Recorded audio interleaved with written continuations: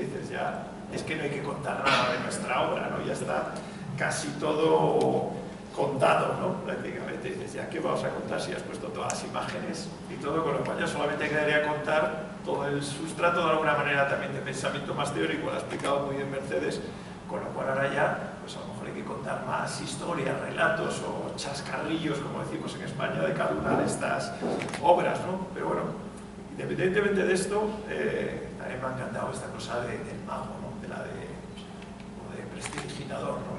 Con lo cual parece que en cualquier momento todos habéis venido con papeles y yo lo único que me he venido es como el temporizador para no pasarme de tiempo, pero no voy a sacar los papeles ahí como un mago en cualquier momento, sino que voy a empezar contando algo que yo creo que prácticamente siempre, a ver si ahora pasa, ahora resulta que no, para adelante, ya está, bien, que Mercedes y yo siempre os contamos, ¿no? Que es, antes de contar nuestra propia obra, siempre nos gusta empezar a contar con una de las referencias que tiene mucho que ver con lo que ha contado ella, ¿no? Que es esta imagen que es sobradamente conocida de la Catedral de Siracusa, ¿no?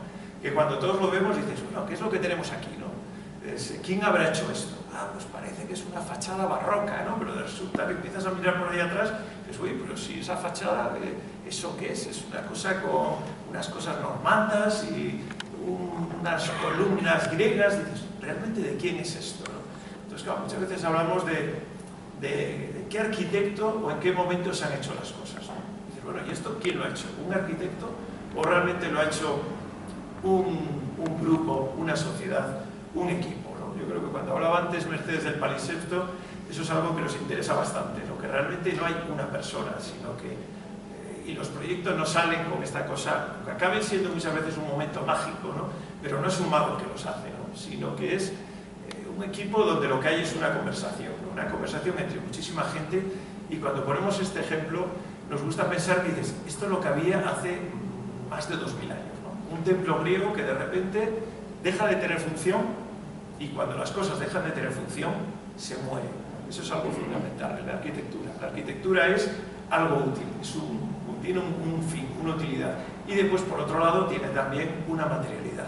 De repente cuando eso deja de ser útil, llegan los cristianos, la religión católica, y de repente dicen, uy, ¿por qué no convertir un templo griego elegido para una divinidad en un templo cristiano? Y donde para hacer eso hacen una cosa que es darle la vuelta a las cosas, ¿no? De repente dices, oye, donde había una cela en el interior totalmente ciega, la orado, la traslado y le quito piedra para convertirlo en algo totalmente abierto. Y donde había un perímetro totalmente abierto, utilizo esa misma piedra, esa cosa de reciclar no solamente las ideas, sino también los materiales, y lo convierto en un templo. Y de repente pasa el tiempo y hace falta ampliarlo, se colocan capillas, o llega ya la época del siglo XVII y necesitas una fachada, y al final esto es lo que acabamos teniendo, ¿no? Esa cela donde, ¿esto qué es? ¿Quién lo ha hecho? Los pavimentos, y dices, oye, tienes unos pavimentos del siglo XI de los cosmatescos. Aquí en el fondo es una conversación de mucha gente que cada uno va poco a poco aportando su grano de arena, y en el fondo no hay un arquitecto, sino que hay un equipo, y que acabas al final teniendo todas estas obras. Claro, ya después también de contar esta obra, empezar a contar alguna de las nuestras, sobre todo ya una vez que las ha contado Javier, pues solamente me voy a detener en 3 de ellas, ¿no? La primera de ellas, que yo creo que he hecho también un poco, sé que a Javier le gusta mucho, que es la muralla de Logroño, ¿no? Antes he hablado de que prácticamente casi todo nuestro trabajo viene de ganar concursos de arquitectura. Pues curiosamente este yo creo que es de todos el único que no viene de ahí, que es un encargo directo. Entonces, ¿y por qué lo cuentas? Tiene, yo creo que como mucha... Ahora voy a contar el chascarrillo, ¿no? Mucha gracia, y es lo que antes ha adelantado Javier. De repente hay una visita programada en Logroño de los Reyes de España porque van a inaugurar un hospital, que es una obra que se han gastado, no sé, 100 millones de euros, y deciden entonces que van a hacer otra pequeñita obra para ese momento. Y curiosamente toda nuestra trayectoria profesional, pues desde el año 90 y 89, los primeros concursos que habíamos hecho, habíamos ganado el primer premio y nos los habían quitado, precisamente porque a lo mejor no confiaban en unos arquitectos de 25 años recién cumplidos, habían sido La Rioja. Con lo cual, años después, nos llaman y nos dicen, mira, ya que siempre os han estado los gobiernos anteriores fastidiando y no dando los encargos, os vamos a dar un regalo maravilloso, que es intervenir en la muralla de Logroño. ¿Y eso qué es?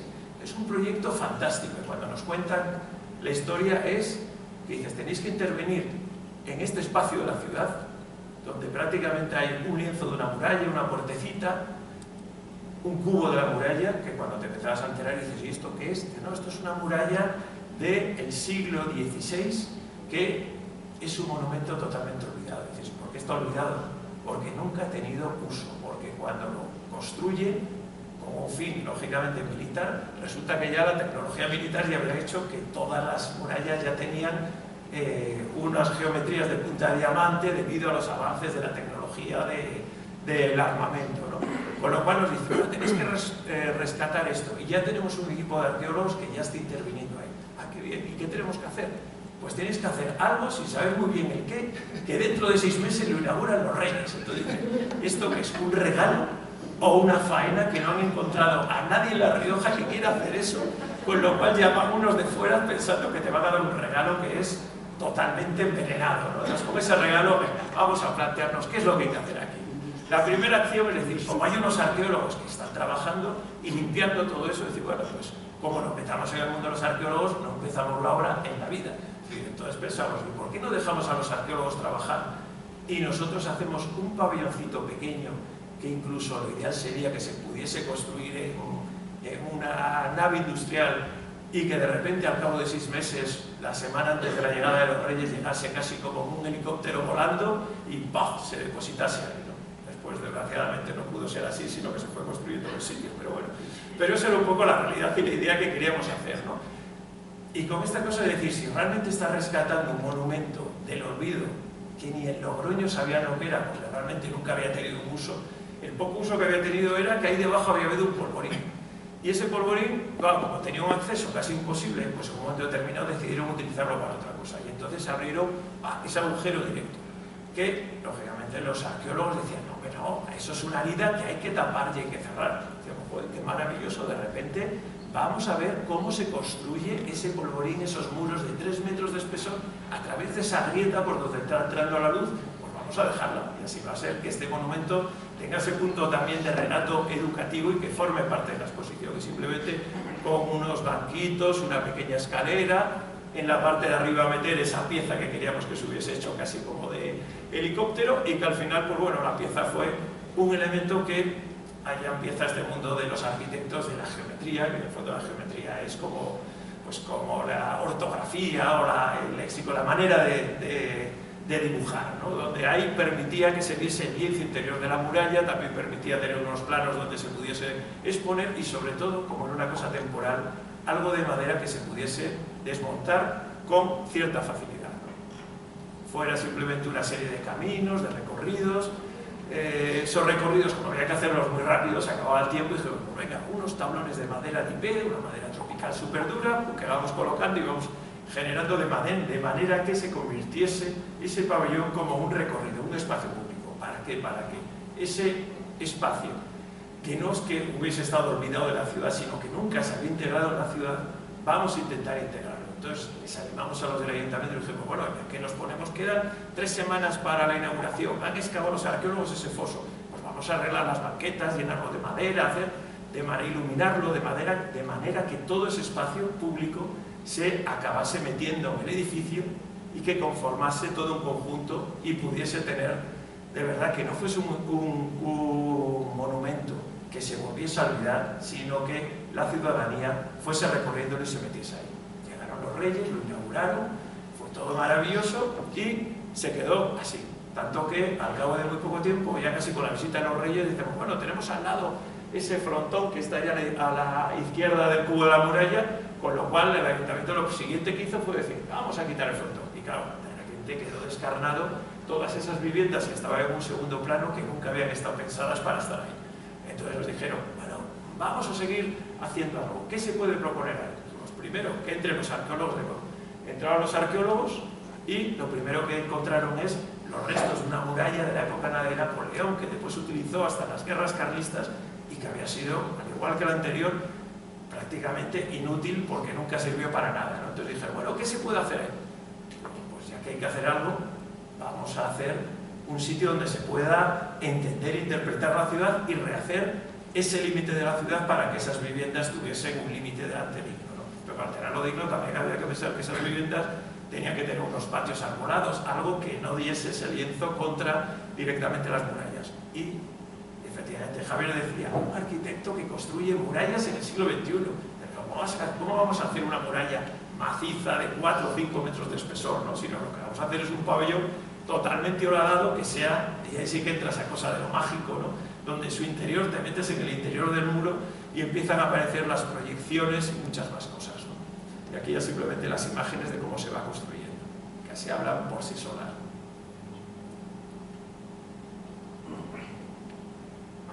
Y el punto más singular, que es el final, el remate, donde entras y se produce este interior que efectivamente sí que tiene ese punto casi como de mágico, ¿no? De que no te lo esperas cuando llegas ahí. Algo pasa que ahora. El siguiente proyecto, bueno, curiosamente además es también en el mismo sitio, ¿no? En La Rioja. Y en este caso era una intervención no pequeñita, sino de una escala mucho más grande en la ciudad, ¿no? Esto es la planta de un hospital militar, que antes había sido un bastión militar, ahora parece que esto es todo va de organizaciones militares, pero bueno, esto ya es pura casualidad, ¿no? Donde el concurso lo que planteaba es de todo este conjunto. Bueno, vamos a dejar solamente la pieza que tenía más valor constructivo y más valor arquitectónico, que era lo que daba fachada a la calle, y el resto lo vamos a demoler, ¿no? Eso fue una actitud que nos dieron ya hecha, que no teníamos que tomar la decisión, y nos encontramos con esto. Y las bases del concurso lo que decían es, bueno, esto es lo que tienen, este es el espacio que queda detrás, hemos dejado todo este área de movimiento para que construya un nuevo edificio, manteniendo el anterior. Y como es una zona muy constreñida de calles estrechas, vamos a ampliar un poquito. Entonces, bueno, ya que vamos a ampliar un poquito, que esto era lo que nos proponían, nosotros siempre, a la hora de pensar, nos gusta dar esta cosa que dicen el mundo británico de pensar fuera de la caja, ¿no? A mí me gusta más esto de darle la vuelta al calcetín o al guante, ¿no? Decir, bueno, si lo que me estás diciendo es eso, ¿y por qué no ir más allá, ¿no? Pensarlo de una manera diferente. En vez de dejar todo eso pegado a las calles y pegado al edificio antiguo, ¿por qué no nos separamos de verdad? Y así hacemos que respetemos el edificio del antiguo hospital militar, pero también ganemos espacio suficiente para que en la parte de atrás no tengamos una banqueta un poco más ancha, sino que generemos un nuevo espacio público, ¿no? Una pequeña plaza que regalemos a la ciudad, ¿no? Entonces, ahora solamente voy a hablar de lo que es el espacio del edificio principal. Esto es un Palacio de Justicia, y todos, claro, nos viene a la cabeza que al final es importante también en los edificios el carácter que tiene, ¿no? Es decir, claro, para todos, ¿qué es un Palacio de Justicia? Cuando vemos esta imagen, digo, pues esto es un Palacio de Justicia, un sitio donde se impone, que te impone cierto respeto, ¿no? Con lo cual ya veamos que realmente, ¿para qué vamos a hacer una fachada si ya la tenemos, ¿no? Esto es lo que había. Y lo único que tendríamos que hacer aquí es que en el frontón antes ponía Hospital Militar, cambiamos el nombre y ponemos Palacio de Justicia, ¿no? Y la siguiente acción es decir, bueno, ¿qué nos proponían las bases del concurso? Las bases del concurso decían, ¿qué es lo más importante de un Palacio de Justicia? Lógicamente el presidente de la Sala del Tribunal Supremo, el presidente del no sé qué y el presidente de no sé cuánto. Los que presiden, los que forman parte del Poder Judicial. Y ellos decían, ¿dónde van a estar alojados esos despachos? Lógicamente, en la parte de arriba, en los balcones, con las banderas, lo más institucional. Y claro, en estos momentos dicen, estamos en pleno siglo XXI, ¿por qué no pensamos de una manera diferente? Todos pensamos que ¿qué nos espera cuando vamos a un edificio de estos? Cualquiera de nosotros alguna vez nos ha tocado ir, seguramente más a declarar que como acusados, espero, por lo menos, pero cuando vamos incluso hasta a declarar, nunca sabes si de repente vas a hablar algo que no debes y a lo mejor te acaban acusando y acabas saliendo ahí y bajas a los calabozos. Entonces ya, bueno, ¿y por qué no? El ciudadano tiene que ser alguien que cuando nosotros entramos ahí no nos sintamos asustados, ¿no? Decimos, ¿por qué no le damos la vuelta a eso? Y que ahí no esté el presidente del Tribunal Supremo, sino que ahí estén de una manera mucho más distendida cualquiera de nosotros, y que eso se convierta casi como un sitio más festivo, como en un sitio donde vas a esperar, donde vas a informarte, donde vas a registrar algo, ¿no? Algo con otro carácter totalmente diferente, casi como digamos, una cosa como de una gran mezquita o de una gran estación de tren del siglo XIX, ¿no? este era el corte, la sección que tenía ese edificio, con lo cual para conseguir eso lo que teníamos que hacer es, venga, eliminamos, a ver si me deja eliminarlo, ahora, eliminamos los dos forjados, le bajamos una serie de lámparas para mejorar, bajar la escala, como hacen las mezquitas de Oriente, y que de repente tengas algo de escala más pequeño dentro de ese gran espacio público, que tengas la escala monumental que tiene que tener un Palacio de Justicia, pero también con la escala doméstica que tiene que acoger a cualquiera de nosotros, ¿no? Y claro, para hacer eso,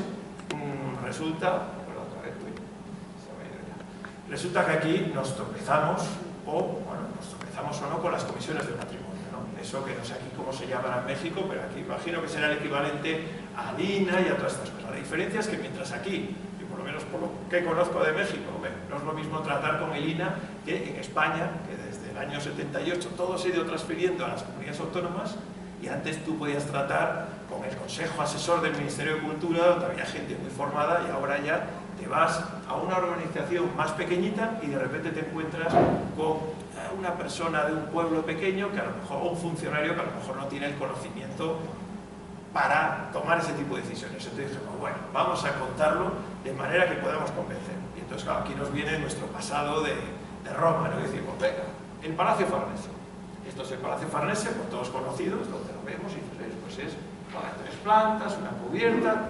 Y dices, cuando llega Miguel Ángel para acabar este edificio, y de repente el cardenal Farnese, ya convertido en el pontífice Pablo III, en este mundo de las excavaciones arqueológicas, de las que antes también hablaba Mercedes, encuentra el conjunto de los Hércules Farnese en las termas de Caracalla. Entonces, es unas piezas tan grandes que no me entran en el palacio, con lo cual, ¿qué tengo que hacer? Una operación tan sencilla como quito el forjado y doy la donatura. Acá, cuando estas son las señas a la Comisión de Patrimonio, dicen, si lo hacía Miguel Ángel, ¿por qué no lo vamos a hacer nosotros? Con lo cual, pudimos conseguir que este edificio, que incluso hasta allá le quitamos los barandales porque ya no tenía sentido y no se iba a asomar nadie, se acabase convirtiendo en esta imagen donde esas lámparas te hacía esta cosa como más de casa, más doméstica, los mostradores donde te atendían los funcionarios, o los bancos donde podías esperar antes de entrar a lo que iba a ser el edificio de los juzgados. Esto, yo creo que sí, no llega a pasar. Y simplemente limpiar los muros, poner los estucos, esas lámparas colgando, los aseos ahí al fondo. A ver si lo consigo ahora. Y como dices, ¿dónde están los edificios del juzgado? Pues en el otro lado, ¿no? Con lo cual, como está en el otro lado, tenemos que pasar por esos pasajes que te van comunicando, que te separan y liberan la fachada, de manera que este edificio siga teniendo una cierta presencia, no solamente en el interior, ahora, sino también en la ciudad, y que se separe del resto, que al final, ¿qué es lo que va a ser? Un edificio preciso, compacto, donde los jueces y todo su equipo y toda la oficina judicial va a trabajar de una manera mucho más eficiente en un edificio moderno de oficinas, con la suficiente transparencia y sobre todo con la continuidad hacia dónde, hacia el espacio del regalo que queríamos dar a la ciudad, que es este espacio que se queda en la parte de atrás.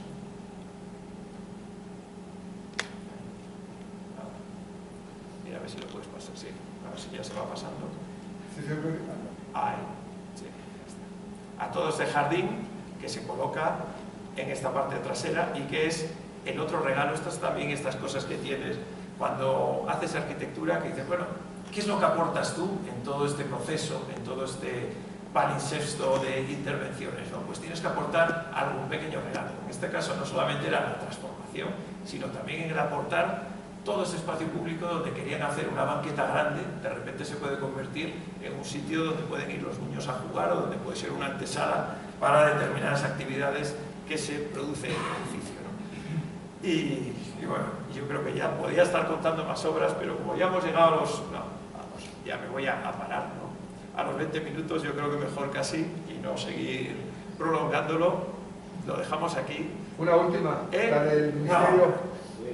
No, es que la del Ministerio no tenemos ninguna obra, ninguna foto todavía. Está en proceso, o sea que nada, es que siempre pongo al final por si acaso, El seminario... Venga, pues si quieres la cuento, pero muy rápido. Pues venga, cuento esta muy rápido, que me pase de tiempo. Bueno, esto es En Comillas, en el norte, en Cantabria, en nuestra tierra, la de Mercedes, esto es el Seminario Mayor de Comillas, ¿no? El Seminario Mayor de Comillas es lo que llamaban la fábrica de curas, ¿no? Esto es una aportación del Marqués de Comillas, un personaje que emigró a Cuba, durante el último tercio del XIX, se hizo muy próspero y volvió a su villa, y una de las cosas que hizo fue construir un seminario.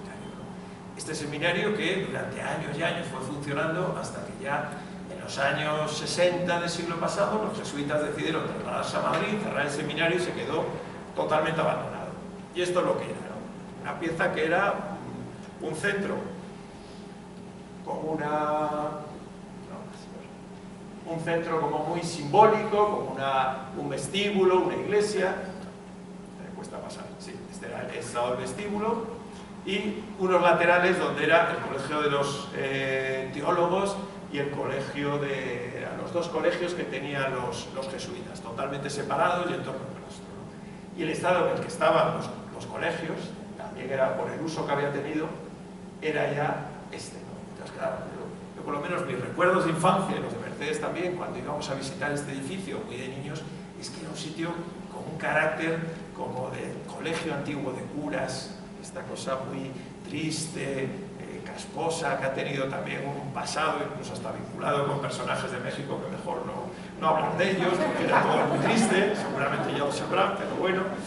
Hasta una serie, hasta efectivamente, lo sabéis mejor que nosotros, ¿no? Con lo cual, pues bueno, esto era lo que había. Entonces decíamos, bueno, esto de repente convoca un concurso para convertirlo en un centro educativo universitario, sin muchos fondos, sin saber muy bien para qué, pero veíamos que el programa se podía alojar perfectamente. Entonces, el planteamiento era, bueno, tenemos por un lado toda esa zona central que hace Domènech y Montaner, donde había una carga de decoración tan potente, y yo creo que tan bien hecha, con todas estas puertas, también con una serie de artistas, todos catalanes, que nos llevó. Esto es la cuna del modernismo catalán, curiosamente, no está en Barcelona, está en Comillas, ¿no? ¿Por qué? También por esta cosa de la modernidad, de que las cosas hasta se podían exportar, ¿no? Muchos de los arquitectos no fueron allí, incluso muchos de los artistas, pues todas las cerámicas, las pinturas, las vidrieras se hacían en Barcelona y se trasladaban y se iban construyendo ahí, se iban colocando ahí. Este es el estado en el que estaba, y todo esto decía, bueno, aquí realmente está en esta labor más que comentaba Mercedes, de que casi es una labor de conservación, con cierto de pensamiento crítico, pero al final más conservar, ¿no? Donde toda esta ingente labor que se hizo de ir conservando los techos, este era el aspecto que tenía, esta cosa como oscura, triste. Llegabas y esto es que parece que aquí, bueno, te va a pasar cualquier cosa, esto no es, nada bueno va a pasar aquí, ¿no? Y de repente, claro, una vez restaurado, dices, bueno, pues es que vuelves a recuperar el color, la alegría, la luz, también abriendo luces, abriendo transparencia, recuperando y cambiando estos pavimentos que sí que tienen que ver con escarpa, ¿no? Con esta cosa de los terrazos, y donde de repente, si manteniendo lo que hay, le cambias de nuevo el carácter gracias a la introducción de la luz, a los reflejos, a los brillos que tenía este espacio.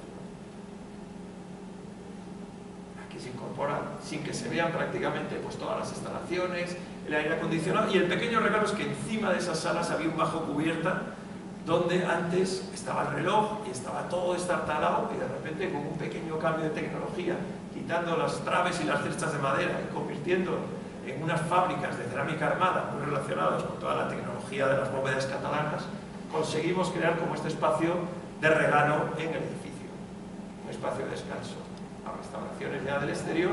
Y la otra parte de la restauración es qué hacemos con el lateral, con el colegio. Realmente estaba en tan mal estado que no quedó más remedio que así decir, venga, vamos a borrarlo y quitarlo. Pero realmente funcionaba bien, es un esquema de claustro, de pasillo y salas, que funciona muy bien, pero en la parte de arriba estaba lleno de pequeños dormitorios de todos los estudiantes y los jesuitas que estaban viviendo. Con lo cual decimos, bueno, qué mejor que volver a aprovechar esa traza, pero que nos sirva, por un lado, para eliminar todos los dormitorios que había arriba, que ya no tenía ningún sentido, y por otro lado, para crear una pieza nueva, que es esta, que se mete en el interior y sigue articulando el espacio, pero también funciona para que todas las instalaciones que no tenía el edificio, lógicamente que no había absolutamente de nada, todas las ventilaciones, climatizaciones y demás, pudiesen discurrir por el interior de esa pieza, de manera que ese muro interior que separaba el claustro de las salas, que son esos muros de más de 1 metro de espesor, se volvieron a construir de esa sección, pero con 2 pequeños muros de concreto y con unos patios en el interior que permitían subir y bajar todas las instalaciones y sobre todo el aire de la climatización. Esto es como el proceso de cómo se va construyendo todo, y que también en la obra tiene una cosa muy buena: cuando desnudas los edificios, de repente empiezas a ver algo que intuye de cómo es la capacidad de la materia de poder sacarle todas las posibilidades. En este caso, de toda esa piedra, una vez picada y quitada todos los revocos, aparecía en contraste con los muros nuevos de concreto lisos aparentes que metíamos en el exterior, en el interior. También era algo importante la silueta que tenía el edificio y que pensábamos que había que conservarla. Entonces, claro, el meter una nueva galería que diese acceso a esa sala de bajo cubierta, no queríamos que trastocase esta escala de 2 plantas solo del patio, con lo cual fuimos haciendo esta pieza como que siempre permitiese la lectura de lo que eran las antiguas cubiertas. Claro, en el interior de repente de ese espacio más triste y gris a este espacio mucho más luminoso, donde se abrían las carpinterías y se permitía que la luz iba pasando de un sitio a otro, generaba estas salas mucho más luminosas que, con unos sistemas ya de tabiques móviles de madera, podían incluso dividirse en pequeños espacios. Claro, también hay que meter no solamente la tecnología de las instalaciones, sino también adecuarlo al uso, a las evacuaciones, al número nuevo de escaleras, con lo cual aprovechábamos siempre las esquinas y los puntos de entrada de luz donde se veía el contraste entre los muros viejos y los muros nuevos, para ir introduciendo esos elementos de junta verticales de las escaleras, ¿no? Incluso esta galería de la planta superior, que se voy a pasar rápido, y donde aquí el pequeño regalo era este cambio de la sección, donde había un pasillo con 2 plantas y llenos de pequeñas celulitas, de pequeñas recámaras enanas. De repente decimos, ¿qué pasa si lo vaciamos y dejamos incluso hasta que las mansardas se conviertan casi como lucernarios y te generen ese nuevo espacio, ¿no? Un espacio de salas de estudio y de biblioteca? Y este edificio, claro, siguió haciéndose obra, y la siguiente fase era ¿qué vamos a hacer con la iglesia? Claro, la iglesia tenía una configuración que estaba planteada en medio, porque los 2 colegios eran totalmente independientes. No querían los jesuitas que los alumnos de un sitio se relacionasen, los de teología con los de filosofía. Con lo cual, la única conexión era a través del vestíbulo, y la iglesia era como un tapón en medio que tenía acceso para los fieles por el exterior y acceso para los jesuitas desde la sacristía. Esa pieza Domènech la había forrado entero, recubierto con esos alicatados tan bonitos que los ves, y son piezas que podrían parecer casi contemporáneas, ¿no? Y que decíamos, bueno, a lo mejor es que en el interior no llegó a introducirlas porque lógicamente la tecnología no lo permitía. Entonces decimos, ¿qué pasa si vamos limpiando y abriendo de manera que podemos abrir huecos y esa misma fachada puede empezar a entrar en el interior, y esa pieza de la iglesia casi como un objeto que se mete dentro del edificio, ¿por qué no se manifiesta de verdad en todos los puntos? Entonces fuimos abriendo todas estas aberturas, todas estas entradas, todos esos puntos donde esos alicatados y reinterpretados por un artesano los fuésemos haciendo en todos los sitios, y donde incluso hasta el punto de la entrada de la sacristía con un lucernario para marcar ahí con pequeñas intervenciones, y ya la intervención de la restauración en el interior de la iglesia. Y ya por último, decíamos, no, estos son los accesos que tienen, pero ahora ya no hay jesuitas, con lo cual todos sabemos que ellos lo que tenían que hacer era todos los días dar no sé cuántas misas, con lo cual tenían 3 capillas a cada lado con 3 altares donde estaban continuamente dando misas. Y dices, ya, ¿para qué nos van los altares? Si esto se va a convertir no en un sitio de actos religiosos, sino en un sitio de salón de actos, de celebración, y sobre todo de unir entre las 2 partes. Entonces veíamos que esas capillas o les dábamos un uso o acabarían como unos espacios totalmente muertos. Entonces decimos, bueno, ¿por qué no abrirlos, dado que ahora han desaparecido los retablos de cada una de las 3 capillas, y convertirlo no solamente en la entrada a los salones de actos, sino en una posibilidad de filtro, de entrada de luz a ambos lados? De manera que en todos esos espacios se fueron abriendo estos huecos con esas conexiones, casi el punto además donde cuando entras en una sala de actos y está ya el conferenciante hablando, pues te quedas así como acurrucado, en este caso sin molestar en ese punto casi como de portavientos. Y ya la última acción para acabar con todo esto es que faltaban todos los lienzos de pinturas que se habían ido guardando, y llegó el momento donde todo el equipo de restauradores, tanto bueno, con las maderas de todos los artesonados, todos las sillerías o todas las piezas de lienzos de la pared, hubo que recolocarlos, y una de las cosas era cómo los recolocamos en estas nuevas capillas cuando había que quitar, por lo cual simplemente se fueron haciendo una operación casi como si fuese un papel pintado, que en el fondo es lo que era. Los restauradores lo fueron completando, lo fuimos colocando y así se convertía como en el punto final ya de remate de toda la operación de esta iglesia convertida ahora en un salón de actos. Y ya nada más, simplemente dar las gracias y casi como poner que estas son algunas de las obras que hemos ido haciendo estos años, pero que realmente forman parte como de esta familia de proyectos, la mayoría de ellos de intervenciones en el patrimonio, donde nos gusta ver, yo creo que lo que antes también ha comentado Mercedes, ¿no? Que en el fondo es aportar una capa más, y en cada uno de los casos es qué es lo que aportamos para que de nuevo vuelva a la vida, esa cosa que decía el historiador Avi Warburg hace prácticamente ya un siglo, donde el pasado, nosotros para entender el pasado no nos tenemos que ir al pasado, lo que tenemos que hacer es que esas piezas del pasado o las traemos al presente, o si no, no hay manera de entenderlas y lógicamente de poder usarlas y que formen parte de nuestra vida. Pues muchas gracias.